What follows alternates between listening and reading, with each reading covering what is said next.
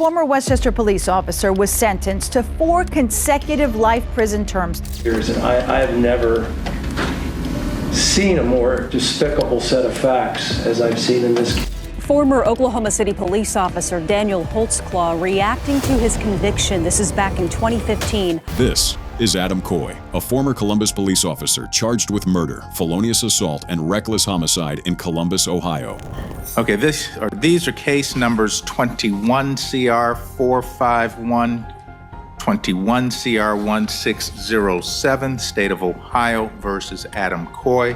December 22nd, 2020 is when everything changed for Adam Coy and the family of Andre Hill. That night, Coy responded to a call about a suspicious vehicle on Oberlin Drive. What followed was a deadly encounter. Coy shot and killed Andre Hill, a black man in a garage, firing 4 times. Now, Coy stands in the courtroom, accused of murder. The prosecution wastes no time stating the facts. As the court is aware, a jury convicted former officer Adam Coy of murder, felonious assault, and reckless homicide back on November 4th of 2024 after approximately 2.5 days of deliberation. According to the prosecution, Coy's use of deadly force was not justified.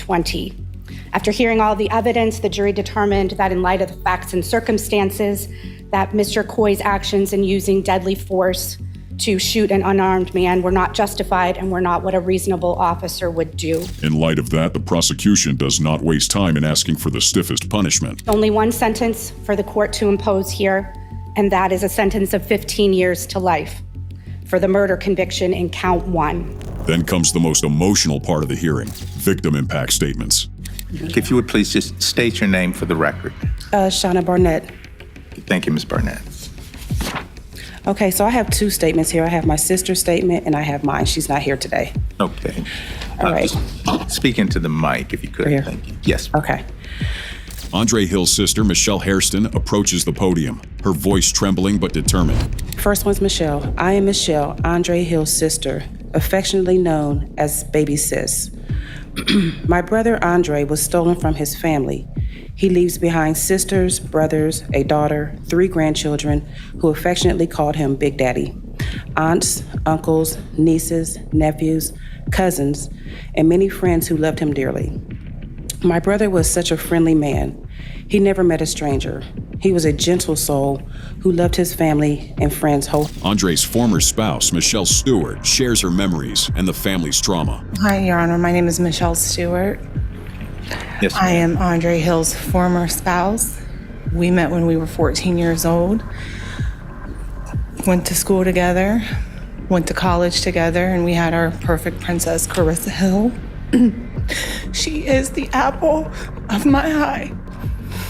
She was his heart and soul, and our babies. 3 little Ks is what we call them, 3K times 3.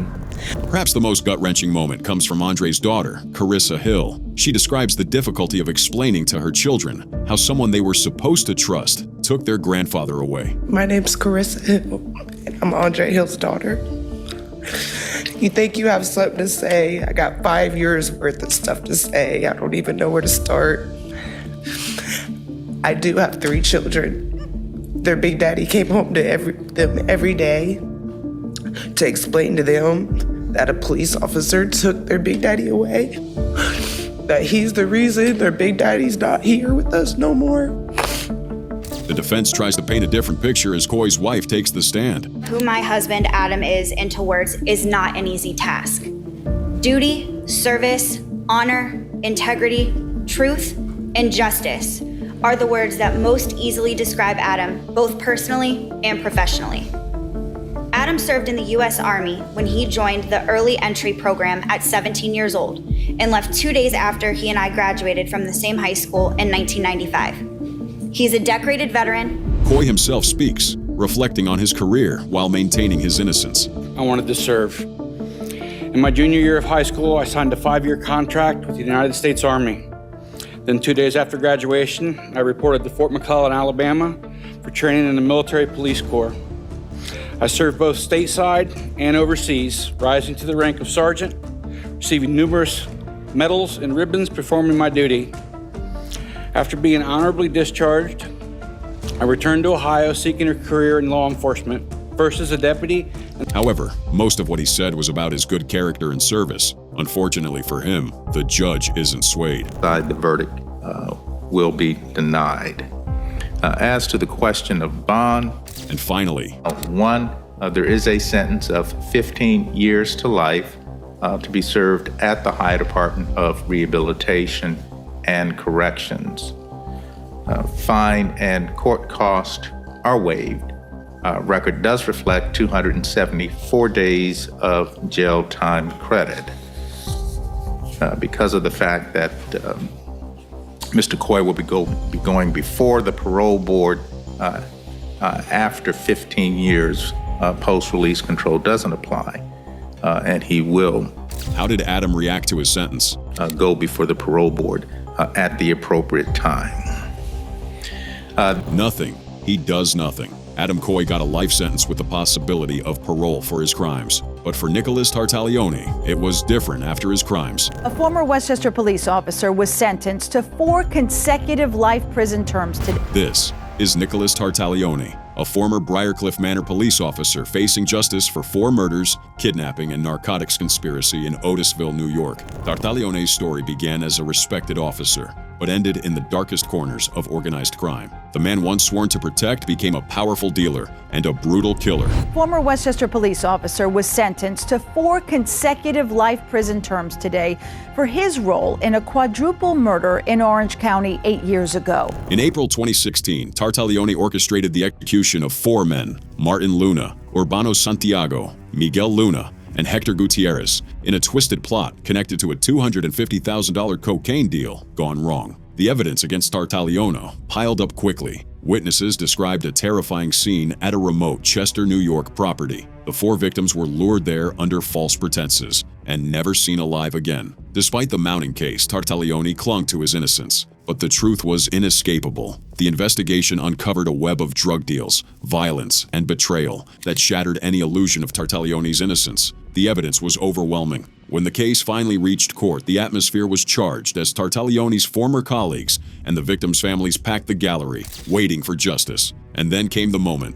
And the judge agreed with them, saying, yes, you are a monster, as he sentenced him to 4 consecutive life sentences. The judge's words were clear and devastating. And what did Tartaglione think of this? I didn't do this, and I have the evidence. He was too stunned to keep protesting his innocence. Tartaglione is behind bars for the rest of his life. But what about this active duty cop next case reveals how justice can sometimes come from unexpected places when a victim's family takes matters into their own hands. This is Wayne Couzens, who was charged with the kidnapping, rape, and murder of Sarah Everard in London, England. The family of Sarah Everard say they are desperate for news. Sarah's not been seen since being spotted on CCTV. It's March 3rd, 2021, and Sarah Everard, a young marketing executive, is walking home from a friend's house in Clapham, South London. She never makes it home. Wayne Couzens, a serving Metropolitan Police officer, abuses his authority to stop Sarah. He falsely arrests her under the pretense of COVID-19 regulations, handcuffs her, and puts her in his car. This abuse of power marks the beginning of a truly horrifying crime. A CCTV camera caught Sarah walking home, and Couzens' rented car moving to catch up with her.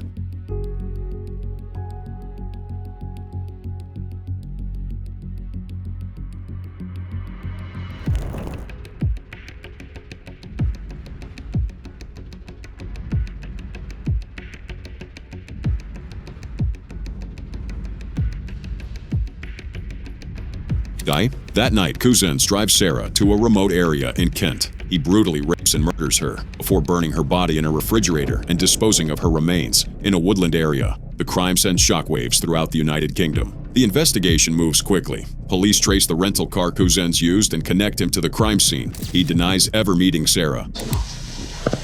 I know that she went missing up in London somewhere about a week ago or so. Just from what I've got on the news. Okay. Have you ever personally met her? No, not personally met her. Have you had any interactions with her at all? No, why would I have personal interactions with her? Well, it's very difficult because I can't go into a lot of the evidence because obviously that would require that's not. But the cops revealed that there are CCTV footage, phone records, and forensic evidence that all point directly to Couzens. This is when Couzens changes his story. In financial, and I've been lent on by, I don't know who they are. They're a group, a gang, whatever. And they told me, right, I need to go and pick up girls and give them to them. Somehow he links his story to Sarah. So I said, what's happening? And it then came through that they're going to harm my family, take them away, and they'll use them instead. At that point, I had no option to try and find somebody. So I don't. There's a couple of names. I was told a place to take her. That's it. That is all I know. According to Couzens, he did not harm the missing Sarah. In fact, he was a helpless victim as well. There was a white Sprinter van. They was between sort of Lenham, Maidstone area that I dropped her off. I still don't know. I don't know. I just parked my car up, and then the van come up behind me, flashed me. They all jumped out, and then they took this girl. However, his lies could not hold up when the cops asked how he was contacted by the gang that threatened him. I'll go back through the route with you in a minute, alright? But how do they contact you? How did you contact them? I tried to go over on one of their call girls and rip her off. So she's told them, and they've got me. So how do they contact you? How is it they've been in contact with you to make these threats? They just tell me, be here. So Hotel Burston down in Folkestone, got to be here. Okay, so I turned up. But I've got no mobile number, and they have got my mobile number. They're obviously outside watching, following. Honestly. Yet he did not stop going down the rabbit hole. How are they telling you to be there? How is it they're giving you those directions? Yeah, they'll come outside. So they'll be outside here. Yeah.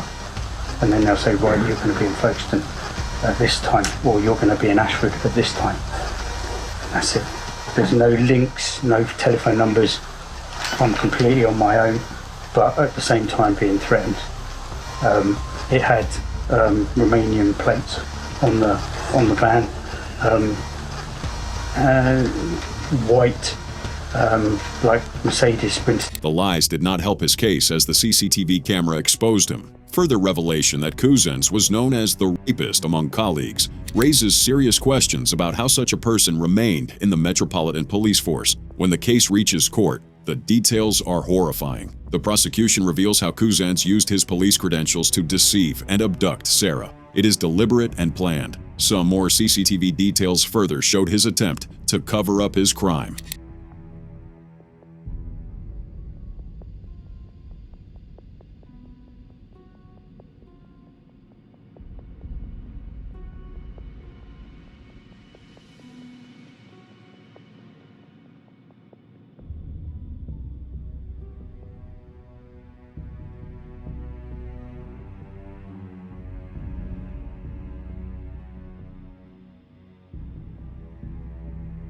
Wayne Couzens' punishment. Wayne Couzens will spend the rest of his life behind bars. He will not see the light of day. Couzens' life imprisonment without the possibility of parole. He becomes the first police officer in UK history to receive such a sentence for a murder committed while in office. Commissioner Cressida Dick delivers a public apology, acknowledging the profound betrayal of trust.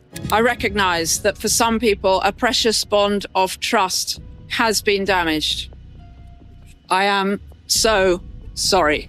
Wayne Couzens will spend the rest of his life in prison. But what about a cop who extended Wayne's perversion and took it to new heights? This is Daniel Holtzclaw, the former Oklahoma City police officer who faced 36 counts of rape, sexual battery, forcible oral sodomy, and other charges. Convicted after 13 women accused him of rape, and sexual assault.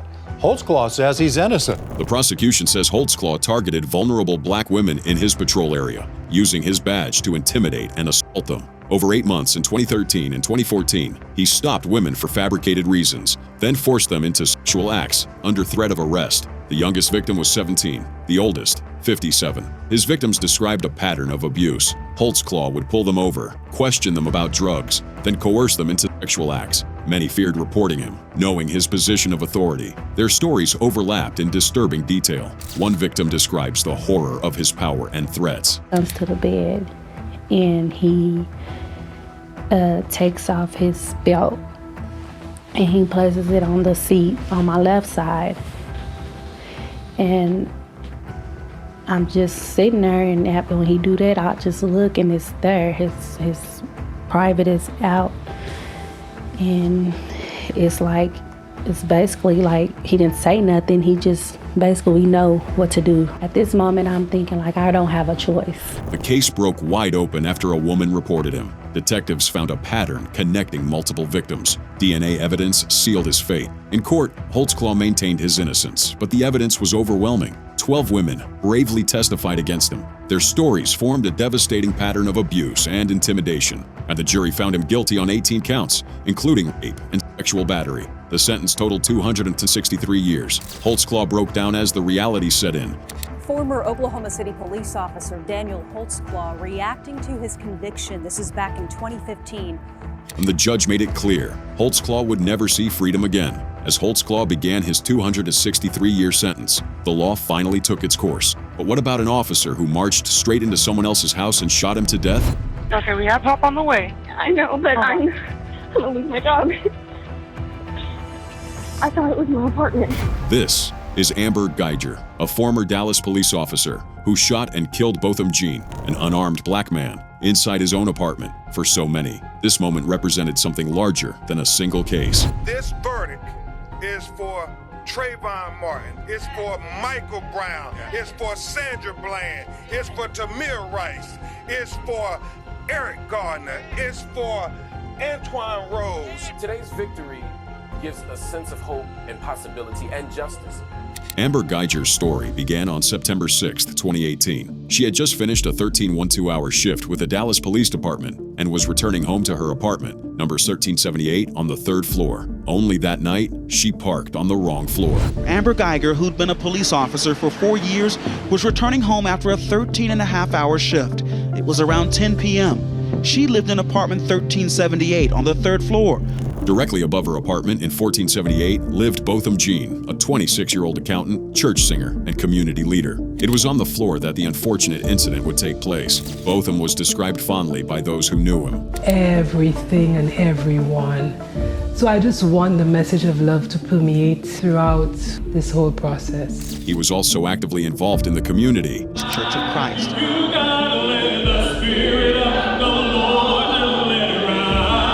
He was home that evening, watching TV and eating ice cream when Guyger entered. Believing she had walked into her own unit, she drew her gun and fired, striking John fatally in the chest. Mark Lamount Hill, a media professor, had this to say about it. This one stretched the imaginations and the goodwill of even the most generous supporters of the police. The idea that someone could walk into an apartment that's not theirs, to somehow convince yourself that that person is in your house committing a crime, and your option is not to back out of the house, but to shoot and kill them. All those factors were incredibly hard. Guyger was charged with murder, a rarity in cases involving officers. 106 non-federal law enforcement officers have been arrested in connection with fatal on-duty shootings since 2005. Only 4 convicted of murder. One key evidence was Guyger's call to 911. Okay, we have help on the way. I know, but I'm gonna lose my job. I thought it was my apartment. The defense argued it was a tragic mistake, not a crime. But her own words, admitting she intended to kill, undercut their case. When your client is asked, did you intend to kill the person, the answer should be, no. I intended to defend myself. Now, with Amber Guyger taking the stand and saying my intention was to kill him, kind of negates the whole, but weren't you trying to defend yourself? The prosecution also showed damning body cam footage. Other officers raced to the scene, performing CPR and trying to save Botham. When prosecutors asked Guyger if she did a proper CPR on Botham, this was her response. And you could have, right? I tried to do a little CPR. In the end, the jury saw through her explanation. By entering, confronting, and shooting an unarmed man in his own home, Amber Guyger committed murder. And on that day, in a packed Dallas courtroom, a historic verdict was about to be read. For so many unarmed black and brown human beings all across America, this verdict today is for them. Everybody can raise their hand. This verdict is for them. A year after the trial began, the jury reached their verdict. We, the jury, unanimously find the defendant, Amber Guyger, guilty of murder as charged in the indictment. It was history. A white officer convicted of murdering a black civilian in America, something that had seemed almost impossible. Jury had to make history in America today because Botham was the best that we had to offer. A 26-year-old, college-educated black man, certified public accountant, working for one of the big 3 accounting firms in the world. But it shouldn't take all of that for unarmed black and brown people in America to get justice. However, Guyger showed no reaction as she was sentenced to 10 years behind bars, even though she could have gotten as much as a life sentence. As for Botham Jean's mother, even though justice has been served, she still has to battle grief. It has not been the same. It's just been like a roller coaster. I cannot sleep. I cannot eat. Amber Guyger was sentenced to 10 years behind bars. But what about a cop who took a life while being recorded and felt no remorse for it? This is Derek Chauvin, who was charged with second-degree murder, third-degree murder, and manslaughter in Minneapolis, Minnesota. I've read all the impact statements that were submitted earlier and listened carefully to all the input here today. And it is truly appreciated that you took the time. Well, the world watched in horror on May 25th, 2020, as George Floyd, a 46-year-old black man, lost his life under Chauvin's knee. The haunting images captured on Darnella Frazier's cell phone would spark a global reckoning. Just moments before Chauvin committed that act, the officers were having trouble with Floyd. I'm hearing you. You're not working with me. God, I'm claustrophobic right there, man. Get in the car. Get me in the front. Please. No, you're not going to I'm claustrophobic. I'm in the car. We're going to pull you in. Okay. I'm not a bad guy, man. Get in the car. I'm not a bad guy. You ain't going to win. Oh, man. Please, officer. Please. Please, man. Please. Pull him in. No. You take a seat. Pull him in. I can't choke. I can't breathe, officer. Please. Then Chauvin, a veteran Minneapolis police officer, pulled Floyd out of the car and pinned him to the pavement outside Cup Foods on Chicago Avenue for 9 minutes and 29 seconds. Throughout that excruciating period, Floyd repeatedly pleaded, "I can't breathe." Bystanders begged for mercy. Chauvin, unmoved, kept his knee on Floyd's neck. The incident began with a report of a counterfeit $20 bill. When I saw the bill, I noticed that it had a blue pigment to it, kind of how a $100 bill will have, and I found that odd, so I assumed that it was fake.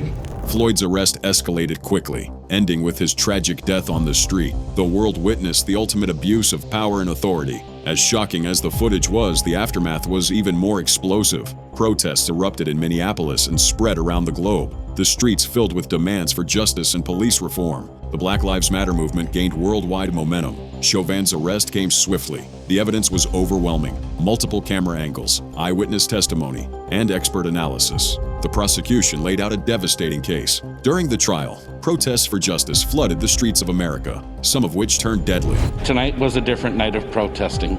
All of it after demonstrators approached one of the city's police precincts. We're about to lose the front of the precinct if we don't move this crowd out of the front. Officers in riot gear tried to maintain order. You can see the smoke bombs in the distance, and police have been firing pepper spray to try and disperse this crowd. Chauvin's defense tried to shift blame, claiming drugs and medical issues caused Floyd's death. But the video evidence was impossible to ignore. The jury deliberated for just 10 hours before delivering their historic verdict. Members of the jury, I will now read the verdicts as they will appear in the permanent records of the 4th Judicial District. State of Minnesota, County of Hennepin, District Court, 4th Judicial District. State of Minnesota Plaintiff versus Derek Michael Chauvin, Defendant. Verdict, count 1. Court file number 27, CR 20-12646. We, the jury, in the above entitled matter as to count 1, unintentional second-degree murder while committing a felony, find the defendant guilty. This verdict agreed to this 20th day of April 2021 at 1:44 p.m. And finally, the judge gave his sentence. As sentence for count 1, the court commits you to the custody of the Commissioner of Corrections for a period of 270 months. That's 270. That is a 10-year addition to the presumptive sentence of 150 months. Watch again. Derek Chauvin wasn't particularly pleased with the sentence. While he was not sentenced to life, Derek was punished harshly for his crime. But what about a cop who tried to fabricate evidence? This is Michael Slager, the former North Charleston police officer who was charged with second-degree murder and obstruction of justice in Charleston, South Carolina. Brother, please, I want the world to know that the Scott family is pleased. We got justice. It's April 4th, 2015. Walter Scott, a 50-year-old black man, is pulled over for a non-functioning brake light. In April of 2015, Officer Slager pulled over Walter Scott for a broken taillight. What starts as a routine traffic stop spirals into a deadly encounter after Scott attempts to flee on foot. This now famous cell phone. Slager fired at Scott 5 times, 3 in the back, 1 in the buttocks, and once in the ear. Scott collapses face down in an empty lot. Despite Slager's initial claims that Scott tried to grab his taser, a bystander's cell phone footage would soon reveal the horrifying truth. That video changes everything, revealing Slager firing at Scott as he runs away, then dropping an object next to his body. Then drop his taser next to Scott's body. It was his taser. According to Slager, both of them had fought for his taser. However, the earlier footage, which was made with a cell phone, not only contradicts Slager's report, but also exposes an attempt to fabricate evidence. The city of North Charleston acts swiftly, firing Slager and charging him with murder within days. Multiple trials follow, with the first ending in a hung jury. Slager's defense hinges on claims of fear for his life, but the video evidence is overwhelming. Slager finally admits to violating Scott's civil rights by using excessive force and lying to investigators. The judge finds that Slager committed second-degree murder and obstruction of justice. At sentencing, Slager's family pleads for mercy, describing him as a good father and husband, but the judge isn't swayed. The moment of truth arrives, and Slager receives a 20-year federal sentence, the maximum allowed. It's one of the longest sentences ever given to a police officer for an on-duty killing. At the moment of sentencing, Slager looks repentant of his crime, but for Scott's family, it is a pain that will probably never heal. It's important for you to hear that as a mother. Yes, it was, but it was a little late, but I'm glad to hear it. As Slager starts the next 20 years of his life behind bars, in the next courtroom stands another cop, Tadarius Ben, who beat a man to death. Watch out! I'm gonna baton the out you. He the is. Watch out! This is Tadarius Bean, one of 5 former Memphis police officers charged with second-degree murder, aggravated assault, aggravated kidnapping, official misconduct, and official oppression in the death of Tyre Nichols on January 7th, 2023. The 5 officers, all wearing face masks, didn't speak for the brief hearing. They are now facing not only murder charges, but also stand accused of kidnapping, official oppression, and official misconduct. January 7th, 2023, Memphis police pull over Tyre Nichols, a 29-year-old black man, allegedly for reckless driving. What follows is a horrifying sequence of events. You gonna get your blows the out! Get the cup! Damn, I didn't do anything! Hey, I didn't turn your around! Alright. Hold the ground. Hey, you don't do that, okay? Get on the ground! Get on the ground! Hey, y'all! Alright, I'm on the ground. Tyre Nichols attempts to flee from the assault, and that didn't turn out to be the best decision.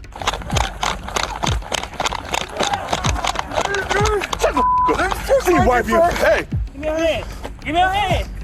You might get sprayed? He is tasered, caught, and manhandled some more. Then an officer pepper sprays him, hitting one of their own. That only draws the fury of another officer, who let it out on Nichols with his baton.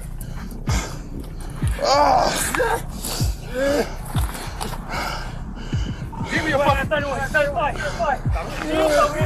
I'm a 60, give me a hands!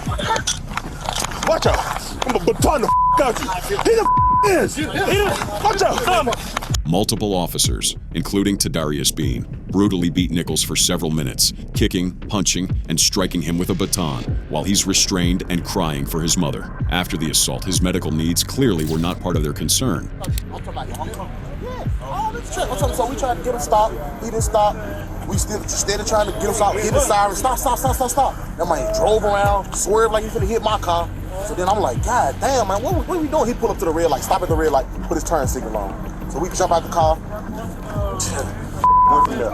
He got I sure lost my flashlight. They deny him medical aid for nearly 20 minutes as he lays on the ground in obvious distress. The body cam footage reveals not just the violence, but a total disregard for Nichols' well-being. Bean and the other officers can be seen and heard making light of the situation while Nichols struggles to breathe. What they didn't realize was that every move, every word was being recorded. The footage is damning. It shows Bean and the others not just participating in the assault, but actively preventing medical assistance and failing to intervene as fellow officers escalate the violence. The release of the body cam footage ignites protests across Memphis and beyond. The public outrage is immediate and intense, with calls for justice echoing through the city streets.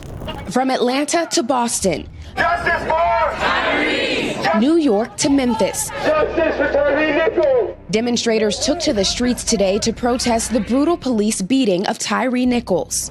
Disgust, initially rage.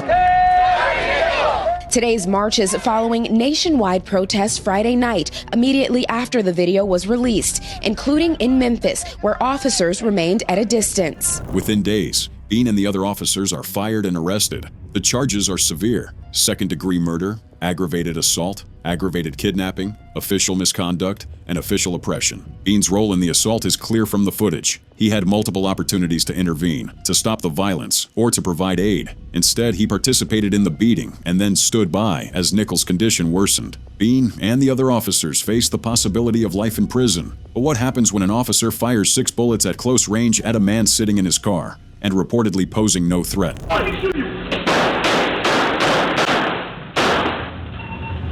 This is Mark Dial, a former Philadelphia police officer charged with first-degree murder in the shooting death of Eddie Irizarry on August 14, 2023. News jurors have reached a mixed verdict in the trial of a former Philadelphia police officer charged with murder. Mark Dial, accused of shooting and killing Eddie Irizarry during a traffic stop in Kensington 2 years ago.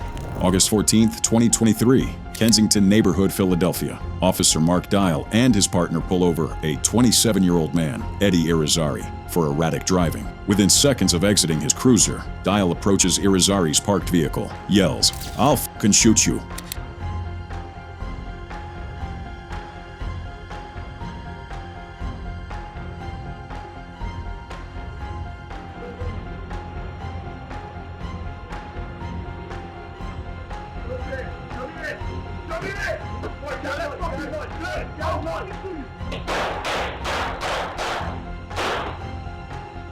Mark Dial fires 6 shots through the closed driver's side window. Irizarry is struck multiple times and dies at the scene. The initial police statement claims Irizarry lunged at officers with a knife, but surveillance and body cam footage paint a very different picture. That footage becomes the turning point. It shows Irizarry seated in his car, holding a small pocket knife, not wielding it or making threatening movements. Dial fires almost immediately after exiting his cruiser, giving Irizarry no time to comply with any commands. Investigations reveal that the body cam footage directly contradicts the initial police narrative. According to Dial, My nephew's life as if it didn't matter at all. He literally took his life. Dial's defense claims he feared for his life, but the video evidence undercuts this narrative. It shows Irizarry seated, holding a small knife, not lunging or threatening the officers. The jury finally came to a mixed verdict. Just after 4:03, they walked out.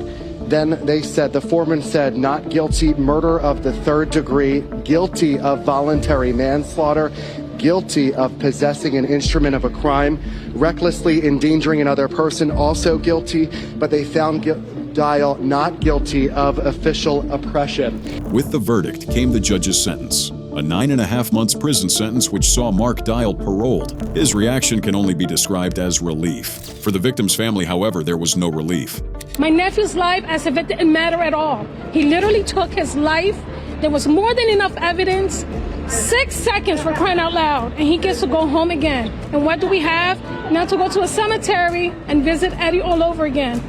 But we didn't fail him. The system failed him. What happens when an officer, a distinguished sheriff's deputy, betrays minors' trust in the law? I have never seen a more despicable set of facts as I've seen in this case. This is Jaylen Fleer, a former San Diego County Sheriff's deputy who's charged with multiple counts of sexual misconduct involving minors while on duty in Chula Vista, California. Tonight, we are learning new details about the extent of his crimes and the victims who say they had nowhere to turn to. In 2020, Fleer's disturbing double life as both a law enforcement officer and a serial predator came crashing down. Investigators uncovered that between March and July of that year, Fleer systematically targeted and groomed teenage girls, often using his police authority and resources to facilitate his crimes. He didn't just betray his badge, he weaponized it. One of the most chilling pieces of evidence was a series of text messages Fleer sent to a 12-year-old victim, exposing his predatory intent and willingness to pay for her silence. Do you have any younger friends who are interested in older men? I'll give you money to hook me up with them. The younger they are, the better. The text messages revealed Fleer's depravity and manipulation, but the investigation found much more. Detectives discovered that he used his patrol car and uniform to intimidate his victims and gain their trust. He even created fake social media accounts to contact and groom young girls, operating with a calculated pattern of abuse. He had asked her about soliciting younger friends, and she mentioned a 9-year-old friend. The defendant got excited about that prospect and tried to convince her to talk her 9-year-old friend into having a threesome with him. Wang says Fleer sent photos of himself in uniform to the victims and gave their addresses to him. She says they were scared. They couldn't report it to police because he was the police. But the evidence against Fleer didn't stop with digital trails. The investigation uncovered multiple victims ranging from 12 to 17 years old, each with their own harrowing accounts of his abuse. Fleer's crimes weren't isolated incidents. They represented a systematic pattern of predatory behavior spanning months. When the verdict finally came, justice was swift and severe. Fleer received a lengthy prison sentence, ensuring he would spend decades behind bars. Fleer's reaction showed that he didn't expect to be caught. Jaylen Fleer stared straight ahead as the judge handed down a total of 12 years. Fleer received a 12-year sentence for his crimes. But what about an officer who got too excited and trigger-happy, abandoning protocols? Jovanny Crespo. This is Jovanny Crespo, a former Newark, New Jersey police officer who was convicted of aggravated manslaughter, aggravated assault, and official misconduct for a deadly shooting during a traffic stop in January 2019. Emotional sentencing of former Newark police officer Jovanny Crespo. A judge sentenced him to 27 years in prison. So the night of January 28, 2019 started as a routine patrol for Crespo, but it quickly escalated when he pursued a fleeing vehicle and opened fire multiple times, ultimately killing Gregory Griffin and seriously injuring Andrew Dixon. Crespo claimed he saw a gun, but body cam footage painted a different picture. Other officers also said the glasses were tinted, so they couldn't see inside. The chase began when Officer Sanchez spotted a black Chrysler 300 driving recklessly. Everything. Turn off the vehicle. Turn off the vehicle. Turn it off. Turn off the car. What? Turn off the car. What? Sir, turn off the vehicle. Turn off the vehicle, sir. Turn it off. The situation almost escalated. Get me that other unit. Open the window. Open the door. What's up? I got a 646. Let me see your hands. Let me see your hands. Hands. Hands on the wheel. Let me see your hands. Let me see your hands.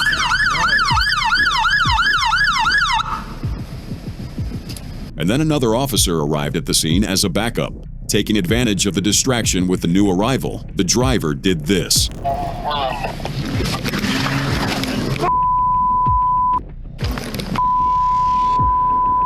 Crespo, assigned as backup, joined the pursuit.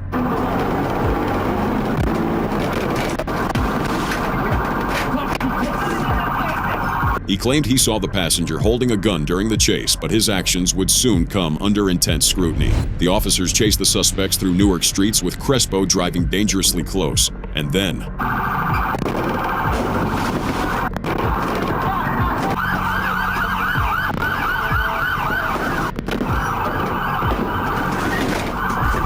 From the body cam footage, Crespo fires several times, even firing his weapon from a moving vehicle. He shot 6 times during the pursuit, striking both men in the car. The chase ended when the Chrysler stopped. Crespo's actions didn't match police protocol. Instead of following standard procedure, he took matters into his own hands, firing shots from a moving vehicle and using deadly force during a pursuit. When backup arrived, this mismanagement was revealed. It should be under his leg. Does anybody fires a weapon here? No, here, not here. Delta 91, go. I think you need to start moving these cars so the bus can fill. Alright, unit, as for Delta 191, you want you guys to stop moving the vehicles so the bus can get through. Cap, when the 6 shots fired, Who's 599? 599. You're 599. You're chasing. Did you shoot? No, I didn't shoot. Who shot? Who shot? Crespo shot. Crespo shot. No, they shot. Crespo shot, and they're gone. Who's dead? Both men in the Chrysler were seriously injured. Gregory Griffin later died from his wounds, while Andrew Dixon survived, but with life-altering injuries. The Essex County Prosecutor's Office quickly launched an investigation. Body camera footage from multiple angles was meticulously reviewed. Crespo's claims of seeing a gun were weighed against the video evidence and witness statements. Prosecutors argued that Crespo's use of deadly force was not justified and violated department policy. The body cam footage showed that while a gun was found in the vehicle, Crespo's claim of seeing it during the chase was questionable. The case against Crespo was building. A combination of body cam footage, forensic evidence, and witness testimony. Prosecutors charged him with aggravated manslaughter for Griffin's death, aggravated assault for wounding Dixon, and official misconduct for violating department policy. The courtroom proceedings were tense. Crespo's defense argued he acted in self-defense, claiming he saw a weapon, but the prosecution presented compelling video evidence that contradicted his version of events. The jury found Crespo guilty on all counts. Finally, the judge handed down a severe sentence of 27 years in prison, reflecting the gravity of Crespo's actions. Crespo and his family didn't take it well. My Dr. Jovanny made a promise to his mom that Jovanny was going to be the best that he could be. And she wanted me to raise him the right way, and I did my best. Still, Crespo had something to say. I would just like to apologize for the event that occurred, to the victims, to my family that I put through, everybody that's been going through hard times because of this. I took a chance at a job where it's life or death every day. And the thin blue line really is just the line. Crespo was sent to spend the next 27 years of his life in prison.